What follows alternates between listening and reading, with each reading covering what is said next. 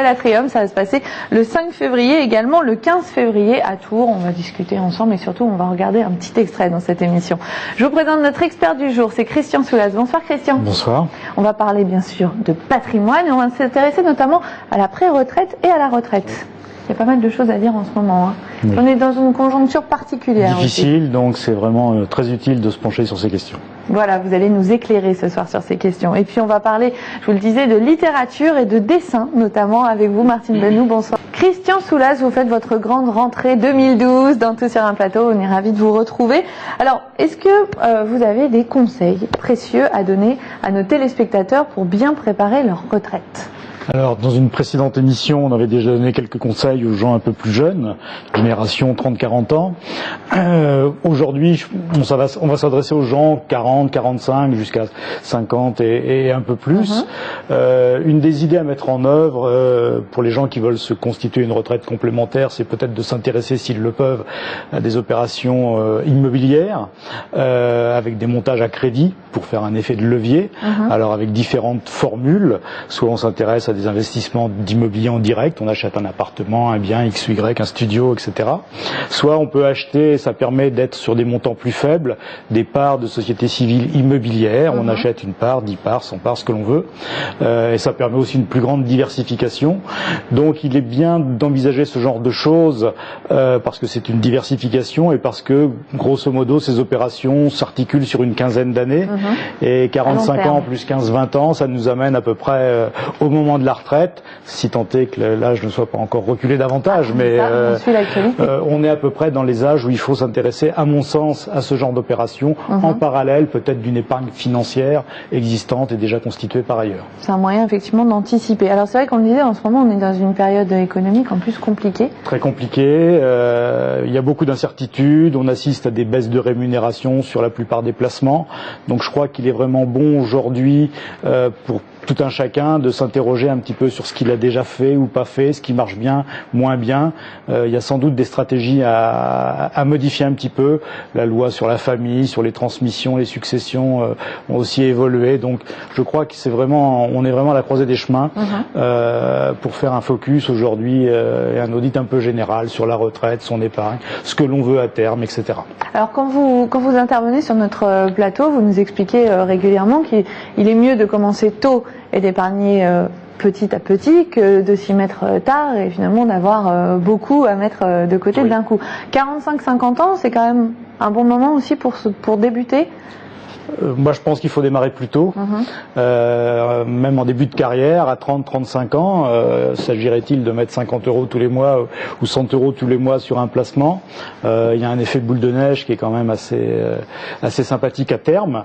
Maintenant, si on peut pas commencer à 30 ans parce qu'on a d'autres objectifs, parce que la résidence principale est le premier objectif en général, on démarre un peu plus tard en fonction évidemment de ses moyens et on ajuste. Chacun fait selon ses moyens. Mais de toute façon, on a des solutions dans tous les cas. Enfin, je veux dire, qu'on parte sur de petites sommes, sur de grandes durées, de petites durées. Enfin, il existe moult solutions qui peuvent vraiment s'adapter à tout le monde et on peut faire vraiment du sur-mesure. À partir du moment où on est à la retraite, qu'est-ce qui se passe? Qu'est-ce que vous conseillez à ce moment-là? Donc, si on a à peu près fait correctement son travail en amont, donc on estime que toutes les opérations, tous les crédits qui sont en cours normalement sont remboursés. On n'a plus de charge à ce niveau-là. L'audit financier qui aura été fait va permettre de déterminer sur quel support, sur quels actifs on va prendre un complément de revenus. Alors il y a des gens qui vont prendre uniquement les revenus et puis il y a des gens qui me disent aussi après moi la fin du monde, je vais un peu taper dans mon capital pour vivre de manière aussi un peu confortable. Donc là j'ai pas de jugement à porter, chacun fait comme il le souhaite. Pour les gens qui auraient mis en place des contrats, ce qu'on appelle d'assurance vie, arrivé à l'âge de la retraite, il est intéressant de faire ce qu'on appelle des retraits programmés ou partiels. C'est un peu comme des rentes. On verse tous les trimestres une somme, quelque chose, et ça a le grand avantage souvent d'être hors impôt, voire très très peu fiscalisé. Donc c'est relativement intéressant de faire ça. Donc ça se met en place dès l'ouverture de son assurance retraite? Non, justement, on démarre une phase de capitalisation durant sa vie active et au jour de la retraite, voire avant, on peut mettre en place ce genre de système qui va générer à ce moment-là des revenus. Donc c'est souvent à la retraite où les revenus baissent pour différentes raisons qu'on a besoin d'un complément et c'est bien utile de le trouver à ce moment-là. Ça peut être pas mal, effectivement. dans le panorama de ce qu'on a aujourd'hui, c'est une des solutions. Vous parliez tout à l'heure de transmission. Oui. Ça rentre aussi dans les questions évidemment qu'on se pose au moment de la retraite. Oui.